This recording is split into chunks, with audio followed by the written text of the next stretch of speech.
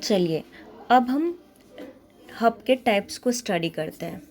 सबसे पहले हम जिस हब को स्टडी करने जा रहे हैं वो है पैसिव हब। पैसिव हब उस हब को कहा जाता है जिसके अंदर कोई एक्सटर्नल कंपोनेंट नहीं लगा होता है। हम लोग जब इस हब के अंदर कोई एक्सटर्नल कंपोनेंट, एक इलेक्ट्रॉनिक कंपोनेंट को ऐड करते हैं तो उसे एक्टिव हब कहते हैं। लेकिन अगर हम हब में कोई इलेक्ट्रिकल कंपोनेंट ऐड नहीं करते हैं तो उसे पैसिव हब कहते हैं। पैसिव हब अपना बेसिक काम करता है डेटा को स्टोर करना और उससे सही कंप्यूटर तक फॉरवर्ड करना। लेकिन एक्टिव हब ऐसा नहीं करता है।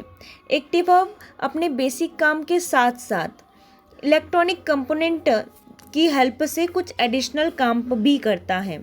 मान लीजिए आपके एक्टिव हब में एक इलेक्ट्रॉनिक कंपोनेंट एम्पलीफायर लगा हुआ है। क्या लगा हुआ है? एम्पलीफायर। इस एम्पलीफायर का काम क्या होता है? एम्पलीफायर बेसिकली नॉर्मल वर्क करता है। जैसे इसे जो छोटे सिग्नल्स मिलते हैं, इन छोटे सिग्नल्स की रेंज को बढ़ा देता है। इन छोटे सिग्नल्स को बड़े सिग्नल्स में कन्वर्ट करने का काम करता है। कौन करता है छोटे सिग्नल्स को बड़े सिग्नल्स में कन्वर्ट करने का काम? एम्पलीफायर। एम्पलीफायर यदि आपके एक्टिव डिवाइस में कनेक्ट है तो वो सिग्नल्स को एम्पलीफाई कर देगा, उन्हें बढ़ा देगा, क्योंकि सिग्नल्स को अभी वो हब तक आया है, आगे और जाना है। जब ये और आगे जाएगा तो और कमज़ोर हो जाएगा और हो सकता है कि आपके डेटा का लॉस हो जाए। इस डेटा के लॉस को बचाने के लिए इस हब में एक इलेक्ट्रिकल कंपोनेंट ऐड किया गया है। इसी वजह से इसे हम एक्टिव हब कहते हैं। पैसिव हब नॉर्मली अपना बेसिक काम करेगा, डेटा को आगे फॉरवर्ड करने का काम करेगा, बट एक्टिव हब डेटा को फॉरवर्ड करने के साथ साथ उसे एम्पलीफाई भी करेगा।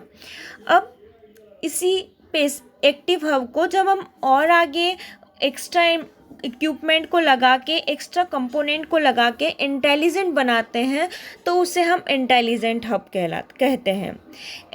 इंटेलिजेंट हब में भी इलेक्ट्रॉनिक इक्विपमेंट लगे होते हैं। वो एम्पलीफायर भी हो सकता है, वो हमारा रिपीटर भी हो सकता है। इसके पहले जो हमने पढ़ा था रिपीटर, वो भी हो सकता है। इसके अलावा भी कोई इलेक्ट्रॉनिक कंपोनेंट हो सकता है जो हब के रिलेटेड वर्क को करता है। हब के बेसिकली काम क्या क्या होते हैं? हब में मैनेजमेंट करना, हब में डेटा को एक जगह से दूसरी जगह तक स्विच करना। हब के कौन कौन से काम होते हैं? क्या बताया मैंने? मैनेजमेंट का काम, दूसरा स्विचिंग का काम, किसको स्विच करना है? डेटा को स्विच करने का काम। ये दोनों वर्क इंटेलिजेंट हब कर सकता है। तो आपको समझ में आया हब के तीनों टाइप। चलिए अब इसके बाद में हम रिपीटर हो चुका है, राउटर को पढ़ेंगे। राउटर एंड स्विच को हम स्टडी करेंगे।